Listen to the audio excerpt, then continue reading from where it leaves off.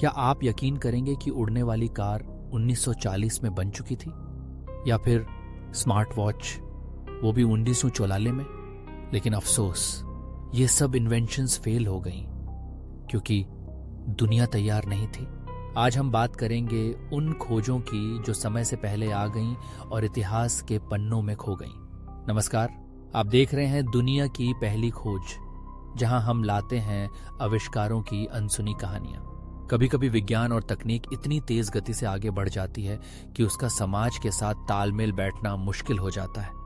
इतिहास में कई ऐसे आविष्कार हुए जो अपने समय से बहुत आगे थे, फ्यूचरिस्टिक, क्रांतिकारी और कल्पना से परे। लेकिन विडंबना ये रही कि वे आविष्कार अपनी पहचान नहीं बना पाए क्योंकि समाज या उपभोक्ता मानसिकता उस बदलाव को अपनाने के लिए तैयार नहीं थी। आज हम बात करेंगे उन खोजों और इन्वेंशनों की जिन्होंने भविष्य की झलक तो दिखाई पर समय से पहले आकर असफल हो गई। शुरुआत करते हैं एक ऐसे सपने से जिसे हर विज्ञान प्रेमी ने कभी न कभी देखा है, उड़ने वाली कार। आज हम ड्रोन टैक्सियों, हाइब्रिड व्हीकल्स और एयर मोबिलिटी के बारे में बात करते हैं, लेकिन पहली उड़ने वाली कार का विचार 100 साल से भी पुराना है। 1940 के दशक में फ्लाइंग ऑटोमोबाइल कॉन्सेप्ट पहली बार सामने आया। अमेरिका की कई कंपनियों ने प्रोटोटाइप भी बनाए। उदाहरण के लिए 1939 में एयरफेयर नामक मॉडल पेश हुआ जिसमें कार और प्लेन दोनों के गुण थे। लेकिन उस समय की तकनीक, सुरक्षा मानकों की कमी और सड़क व आसमान के बीच तालमेल की जटिलताएं इतनी ज्यादा थीं कि यह सपना बस सपना ही रह गया।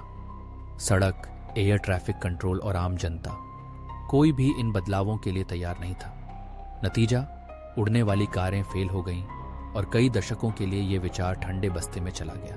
अब बात करते हैं स्मार्ट वॉच की, यानी आज की घड़ियों से कहीं आगे, वो घड़ियां जो 1990 के दशक में ही बन चुकी थीं।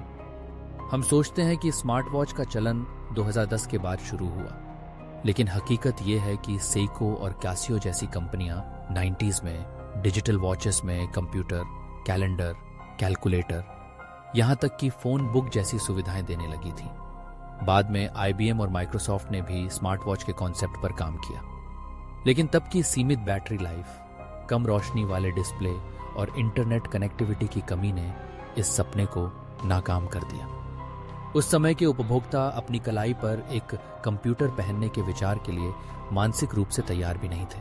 नतीजा, ये फ्यूचरिस्टिक खोजें मार्केट में टिक नहीं पाई। इसी तरह कारों में एयर कंडीशनिंग की बात करें तो आज हर कार में यह सुविधा आम है।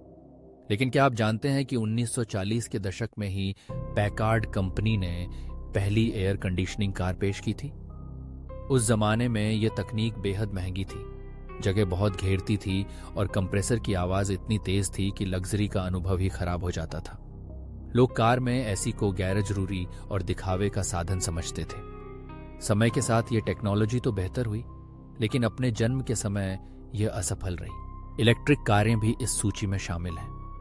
आज जब पेट्रोल डीजल पर निर्भरता घटाने की बात होती है तो इलेक्ट्रिक कारों को भविष्य का वाहन माना जाता है।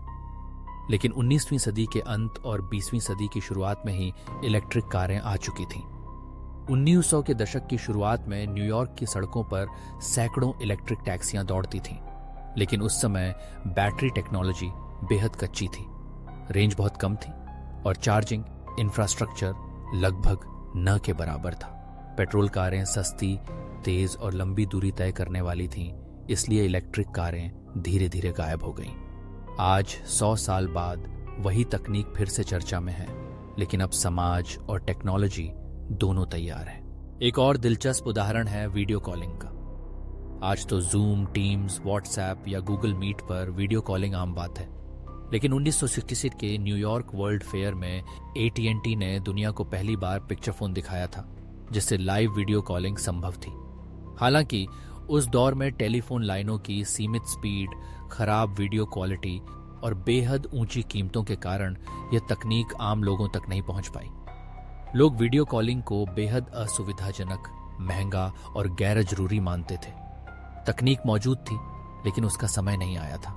इसी तरह 1934 में प्यूजो 401 एक्लिप्स ने दुनिया की पहली electric hardtop folding convertible car पेश की। इस कार का डिजाइन और फोल्डिंग रूफ सिस्टम अपने समय से कई दशक आगे था, लेकिन उच्च लागत और लोगों की सीमित समझ के चलते यह असफल रही। कार के डिजाइन को लोग सनकी मानते थे और लागत इतनी अधिक थी कि आम आदमी इसे खरीद ही नहीं सकता था। वेरेबल टेक्नोलॉजी भी इसी सूची में है। 1980-90 के दशक में कई कंपनियों ने ऐसे डिजिटल उपकरण बनाए जिन्हें पहनकर लोग अपनी सेहत, फिटनेस या कम्युनिकेशन पर नजर रख सकते थे। लेकिन कमजोर बैटरी, भारी डिजाइन और सीमित सॉफ्टवेयर के कारण ये डिवाइसेस पॉपुलर नहीं हो पाए। आम लोग ऐसे उपकरणों को गैर जरूरी और जटिल मानते थे। इस तरह के और भी कई उदाहरण हैं। डिजिटल पर्सनल असिस्टेंट, पीडीए, ई book reader, touch screen phone, home automation system, ये सब अपने समय से बहुत आगे थे, लेकिन समाज की जरूरतें, तकनीकी सीमाएं या उपभोक्ताओं की मानसिकता इनके अनुकूल नहीं थी। इन सभी उदाहरणों से एक बात साफ है, सिर्फ तकनीकी नवाचार होना ही काफी नहीं है। किसी भी आविष्कार की सफलता के लिए जरूरी है कि समाज, बाजार और उपभोक्ता भी उस बदलाव के लिए तैयार हो। कई बार किसी खोज को असफल मान लिया जाता है, लेकिन वो असल में समय के इंतजार में होती है।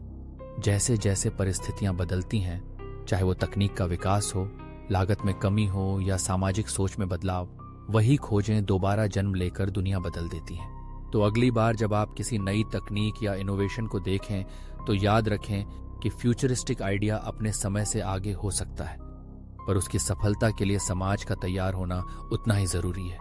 इतिहास गवाह है, कई ऐसी खोजें थीं जो समय से पहले आ गईं और फेल हो गईं, लेकिन भविष्य ने उन्हें फिर से अपनाया और उन्होंने नई क्रांति लाई।